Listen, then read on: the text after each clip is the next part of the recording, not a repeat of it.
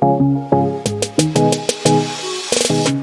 Speaker, I rise to contribute to the motion to borrow from the European Investment Bank, the motion which seeks permission to borrow from the European Investment Bank the sum of euro 13.5 million to finance emergency operating expenses in the health sector related to the COVID-19 virus pandemic.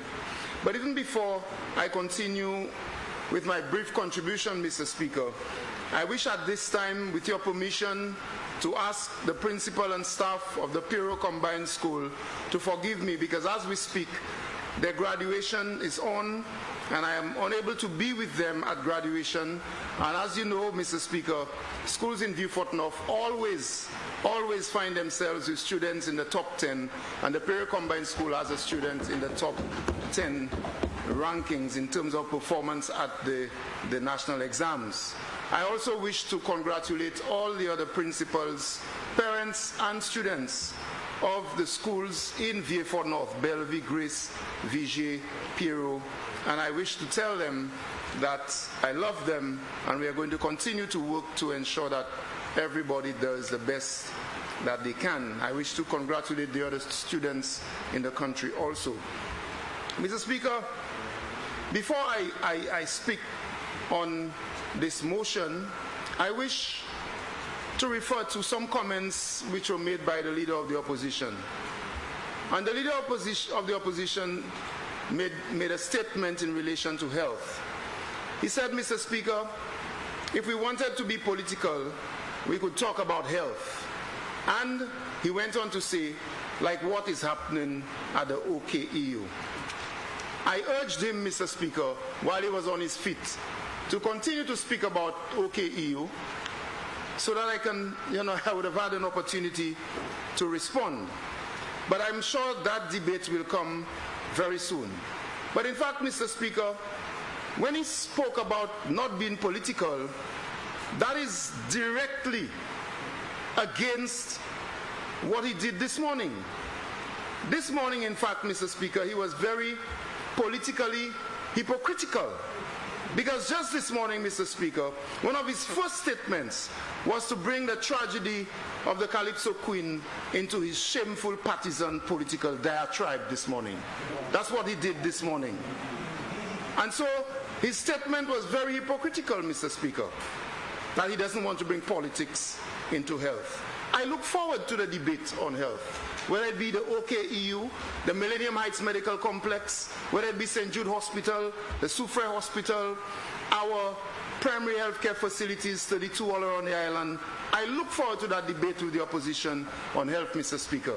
I can assure you, Mr. Speaker, that it will not be a TMT. I would invite the opposition very soon, as I have indicated to you, Mr. Speaker, to be part of a parliamentary debate, parliamentary contribution, parliamentary committee to improve healthcare in St. Lucia.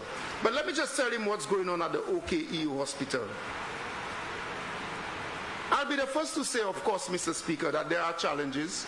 We continue to have some serious challenges in relation to the transition to an efficient Millennium Heights Medical Complex. There are challenges. There are challenges in most of the facets of the hospital. But we are not running away. We are dealing with these challenges. We are working with the board, Mr. Speaker, to ensure that we deal with these challenges.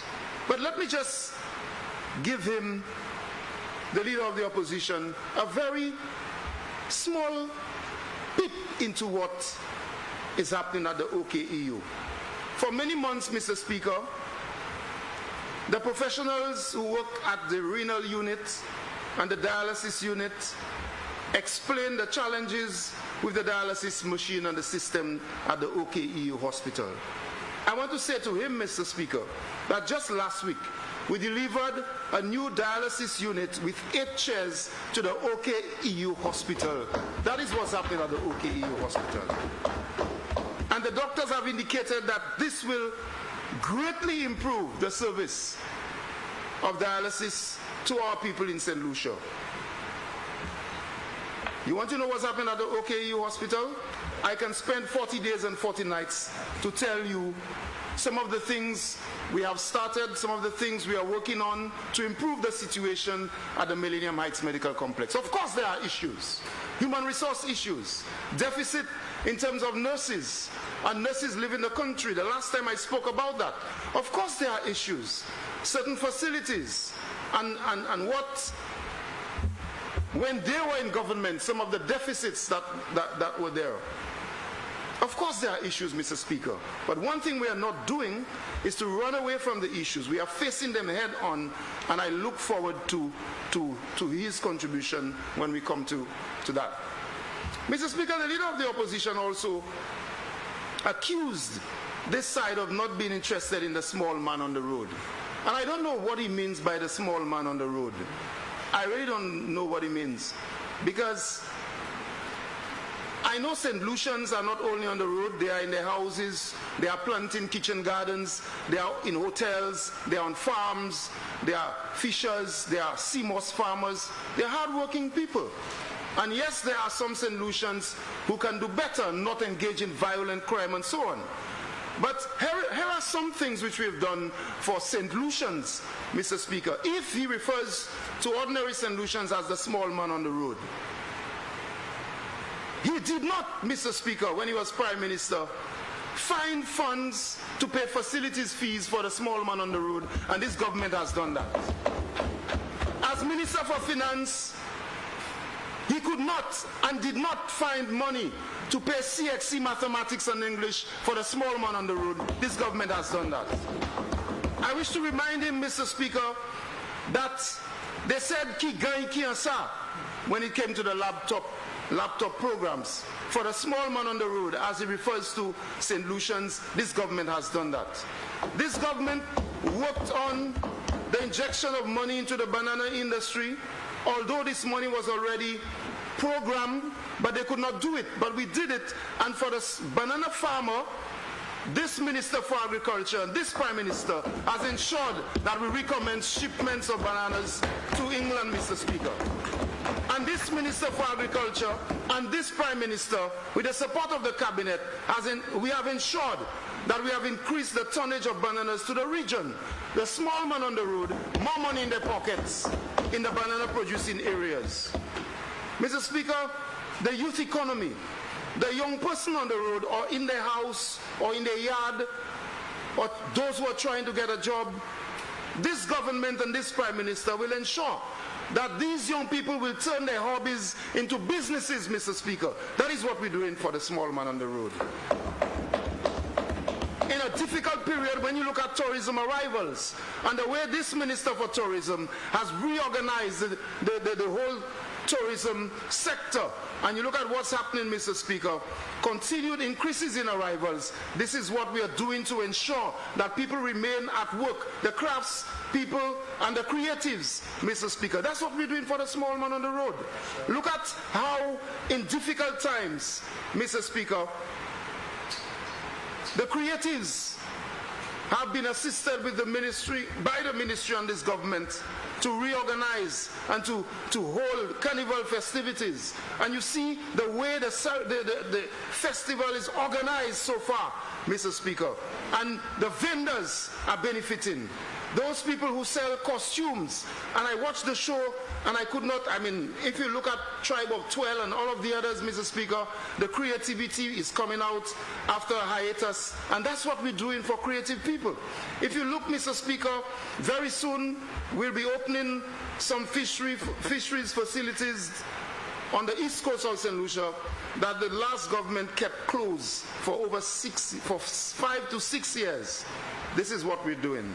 Mr. Speaker, the Minister for Agriculture came here and amended the Agriculture and Fisheries Incentives Act so that more people like fishers and so on can benefit from incentives. That is what we are doing.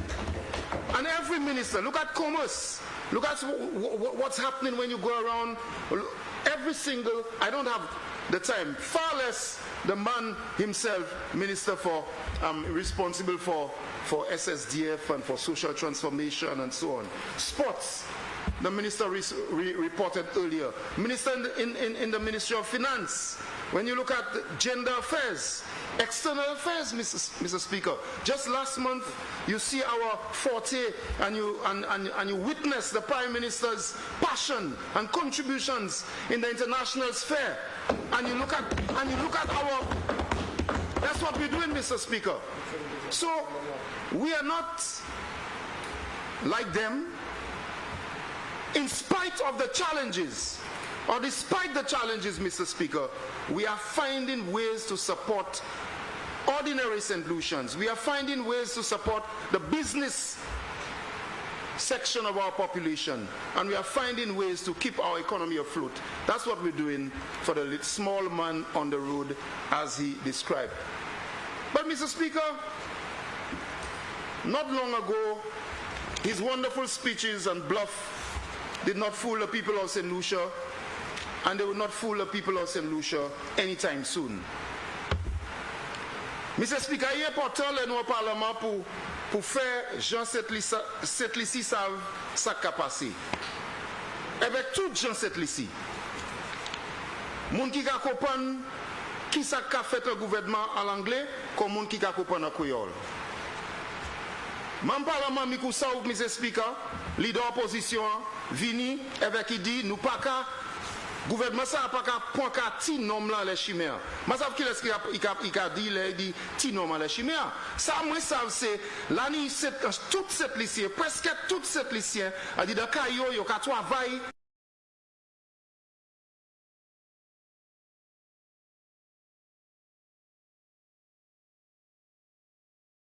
Ouvert, Mr. Speaker. Et je voulais dire aussi que le ministre agricole vient au Parlement qui change la loi pour faire pêcher avec l'autre monde qui a une difficulté. Manière loi a été écrite pour jouer cette bagaille. Nous venons nous changer la loi ça là. Avec le ministre qui est responsable pour Chimé, le ministre qui est responsable pour Kai, Housing, avec bail comme ça, il parle aujourd'hui. Mais je parle du ministre social. Avec le ministre, Madame et Monsieur, Gender Affairs, avec le ministre Sport par les bon matin.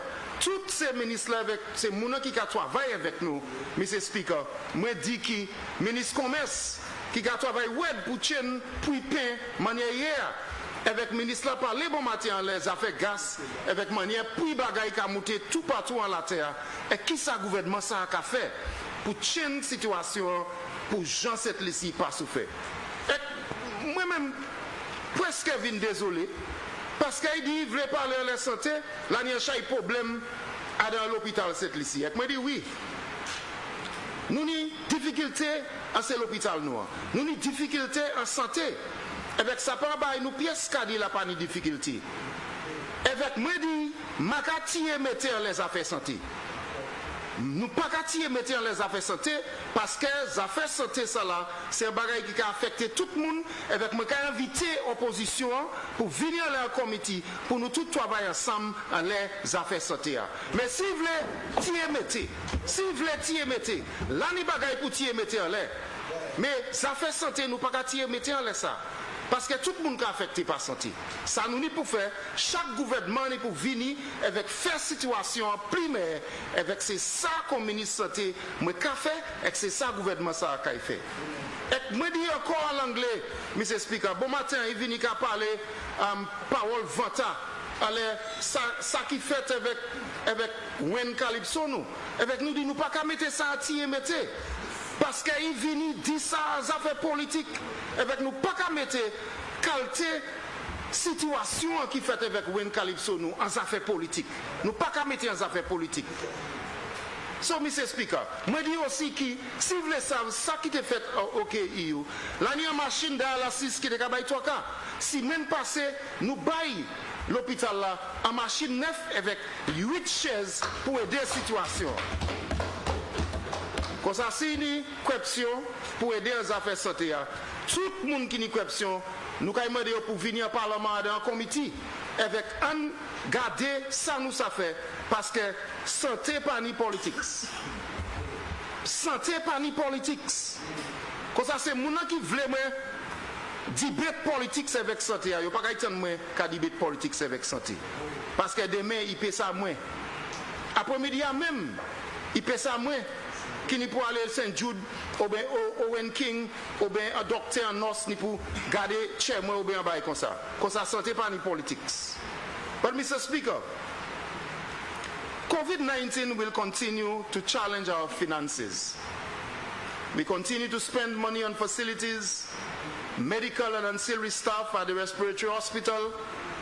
We continue to spend money on the Cuban Medical Brigade, the salaries, rental of facilities, medical gases, reagents of COVID-19 for COVID-19 testing, rental, transportation, and so forth. I want to tell you, give you a little idea, Mr. Speaker. I want to tell you why this loan is very important, and I want to give you some idea of what the loan will be used for. Do you know, Mr. Speaker, that in the financial year 2021-2022, we spent a total of $42,501,578 on COVID expenses, COVID-related expenses. Quarantine facilities, over $7 million, Mr. Speaker. Local medical staff at the respiratory hospital, over $4 million. The Cuban Medical Brigade, $3.5 million. Medical gases, Mr. Speaker, $9.8 million.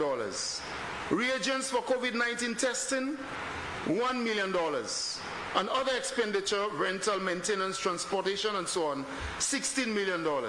A total of $42,501,578. And, Mr. Speaker, we know that the COVID-19 pandemic will continue to challenge us.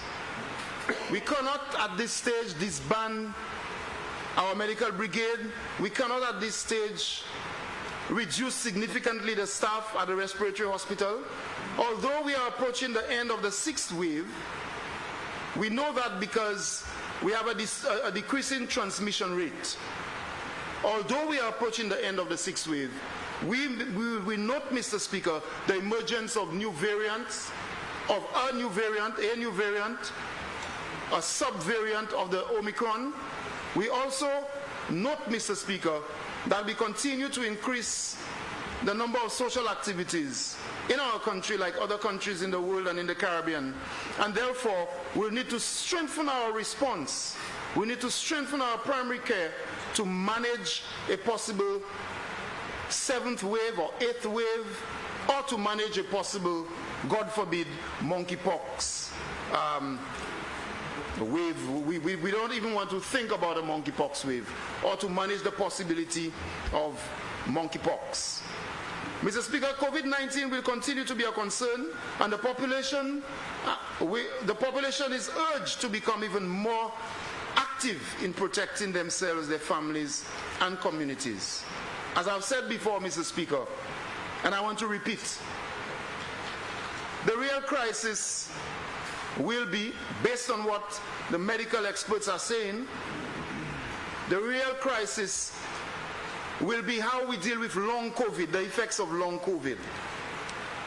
And again, it's worth repetition, Mr. Speaker.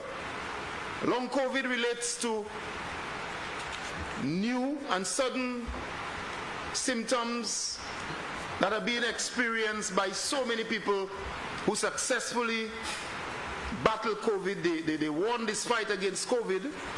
Some people did not even have very serious symptoms, but many people are finding out months after that there are certain symptoms, certain things are developing, and they are working with their doctors to try to figure out what's happening.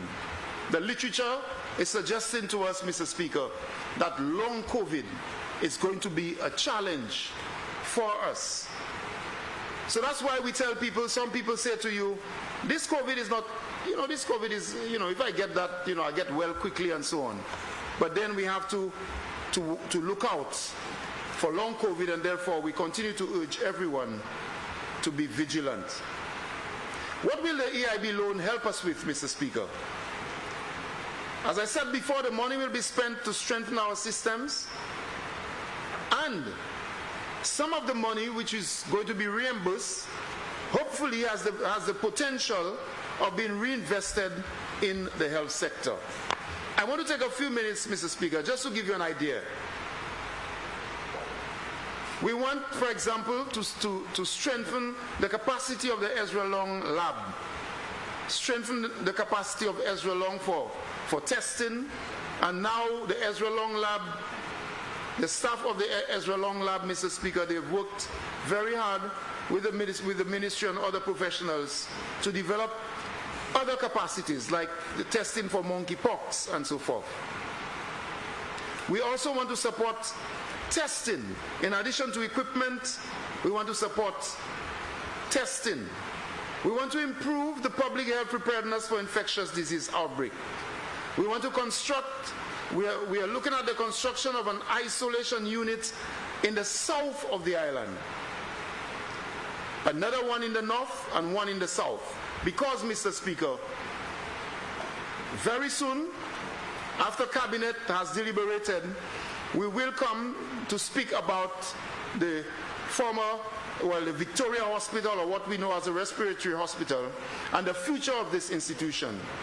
Therefore, we certainly have to look to construct an isolation unit in the north and one in the south of the island. And the support for St. Jude Hospital and the support for the operations at the St. Jude Hospital would come right there, Mr. Speaker.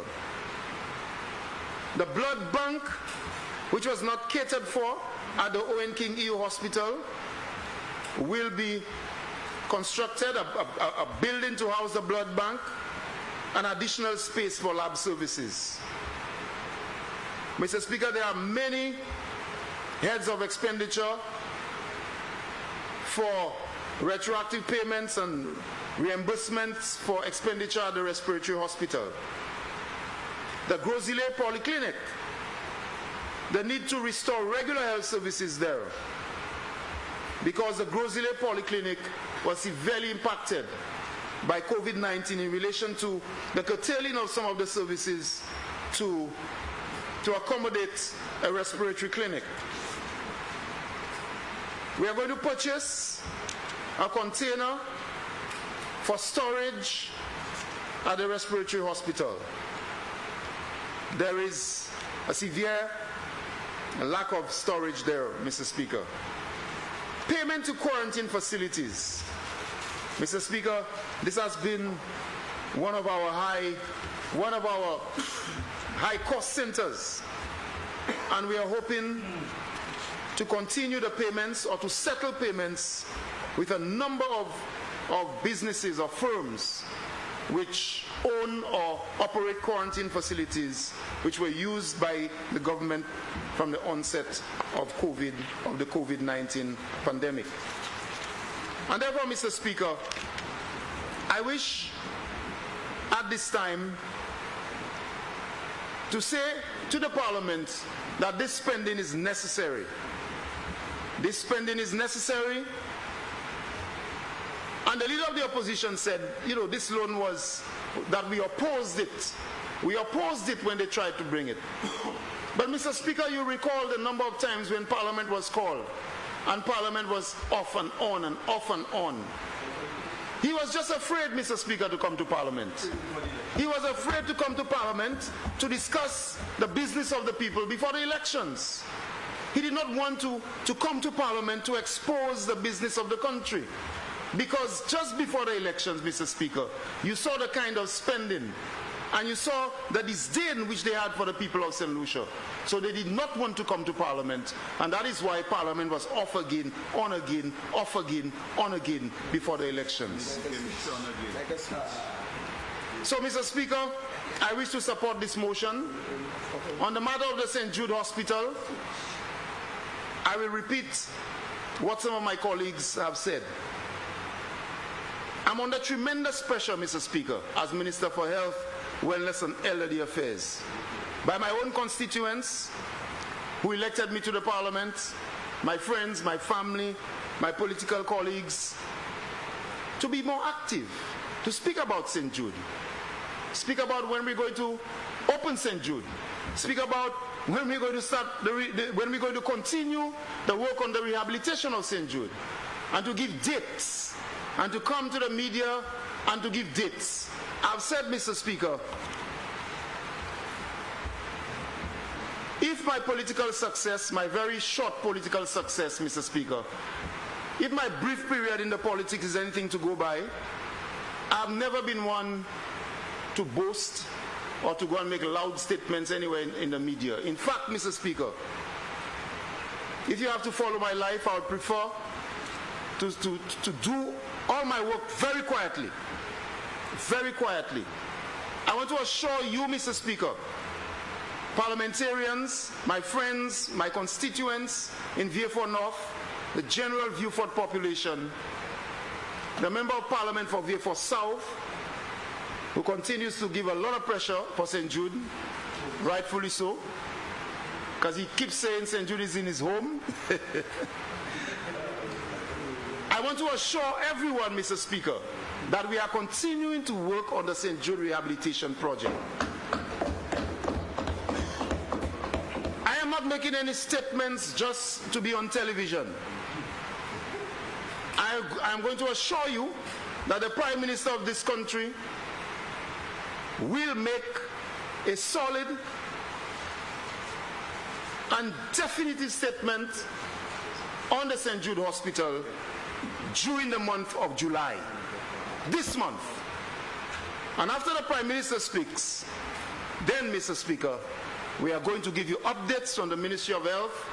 We are going to give you updates. We are going to work with the board of the St. Jude Hospital, and the public will know every step of the way how the refurbishment or the rehabilitation of the St. Jude Hospital is taking place or will take place. There will be a debate in the House of Parliament on St. Jude. So we are working to ensure that the people of St. Lucia know every detail in relation to St. Jude. Nous pas voir bouche nous avant, nous même savent qui manière poisson a fui. We want to be sure. I want to say to the people of St. Lucia, through you, Mr. Speaker, there are problems at the stadium. We know that. And the Minister for Finance allocated $1.5 million in the budget. And the board of the St. Jude Hospital is working with the Ministry of Health. And if you go to the St. Jude Hospital, you will recognize that we have completely refurbished the eastern canopy. And if you go to the western side of the hospital, you will see that work is currently happening on the western canopy. And there's a lot more that is happening at the hospital, just to make life a little more bearable now. Nous pas manger ça qui un stadium là parce que nous voulons waiter là. The ministry, together with the St. Jude administration, is in the process of preparing processes for the procurement of services to clear the seats and these pieces of metal that are in the stadium. So work is happening, Mr. Speaker, and we are doing our very best. The ceiling caved in during the rains. I went there to see it, and I want to thank the staff of the hospital. They moved quickly to repair. It was because water came through the joints which can be found in the seating area of the stadium. These are joints built into the structure. So that was also taken care of. So yes, there are issues. Yes, there are problems. But we are being diligent, and when we speak about the St. Jude Hospital, the Prime Minister will speak, I will speak, the ministers will speak, the cabinet will speak with one voice, and we are going to take this project home, Mr. Speaker. We are going to remove the patients, the staff, and we are going to take them to their home. I thank you very much, Mr. Speaker. Thank you very much.